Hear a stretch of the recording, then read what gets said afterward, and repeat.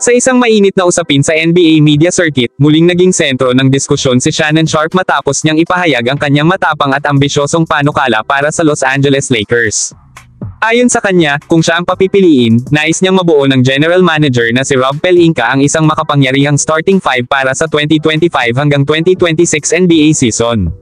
Ang lineup na kanyang iminungkahi ay kinabibilangan nina Luka Doncic, LeBron James, Dalton Knecht, Giannis Antetokounmpo, at Rocco Zikarsky, isang kombinasyong tila kinuha sa isang NBA 2K fantasy draft, pero puno ng potensyal at star power. Para kay Sharpe, ito raw ang ultimate blend ng youth and experience. Isang grupo ng mga manlalarong may kani-kanyang espesyalidad, leadership, scoring, playmaking, athleticism, at defense. Si Luka Doncic ang magsisilbing primary ball handler at offensive engine, isang young superstar na may kakayahang kontrolin ang laro at gumawa ng clutch plays. Si LeBron James, kahit papalapit na sa kanyang ika-41 na kaarawan, ay nananatiling isa sa pinakamatalinong basketball minds at isa sa pinakamaimpluwensyang leader sa buong liga. Isasama rin dito ang batang-batang si Dalton Knecht, na ngayon pa lang ay pinag-uusapan na bilang isang high upside shooter at scorer na pwedeng lumaki ang papel sa hinaharap ng Lakers.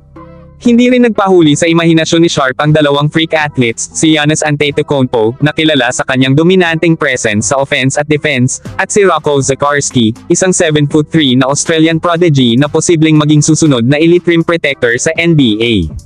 Kapag pinagtagpo mo ang lahat ng mga elementong ito, ang resulta ay isang hypothetical superteam na walang kapantay sa kasaysayan ng Lakers. Subalit, habang kahanga-hanga ang ideyang ito sa papel, ang tanong ng marami ay, realistic ba ito?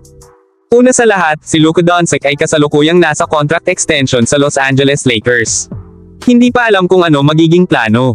Pangalawa, si Giannis ay committed pa rin sa Milwaukee Bucks, at kahit ilang beses na siyang nalink sa Lakers sa mga spekulasyon, wala pang matibay na ebidensya na nais niyang lisanin ang kanyang kasalukuyang team. Samantala, si Rocco Zikarsky ay papasok pa lamang sa NBA draft sa 2025, at walang kasiguraduhan na ang Lakers ang makakakuha ng pick para makuha siya.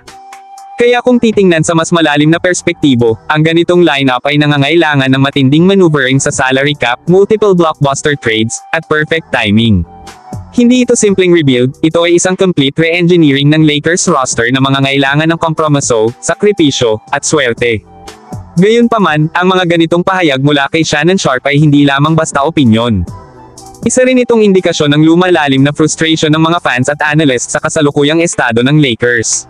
Matapos ang sunod-sunod na seasons ng underachievement, marami ang naghahanap ng konkretong direksyon at mas matibay na plano para sa future. Ang panukalang lineup na ito, kahit mukhang imposible, ay nagpapakita ng posibilidad, isang vision kung saan babalik ang Lakers bilang isang tunay na contender. Sa huli, ito ay nananatiling isang haka-haka, ngunit ang ingay at atensyon dulot nito ay hindi matatawaran. Ang tanong ngayon, may lakas ba ng loob si Rob Pelinka na mag-isip sa ganitong kalaking antas? At kung sakali, willing ba ang Lakers organization na itaya ang lahat para buuin ang isang ganitong klase ng dynasty? Ano sa tingin niyo mga ka-bench reaction, pangarap lang ba ito ni Shannon Sharpe o may maliit na chance ang maisakatuparan? E-comment nyo ang inyong opinion sa ibaba, at huwag kalimutang i-like ang video na ito, i-share sa mga kapwa Lakers fans, at mag-subscribe para sa mga eksklusibong balita at analysis mula sa mundo ng Lakers.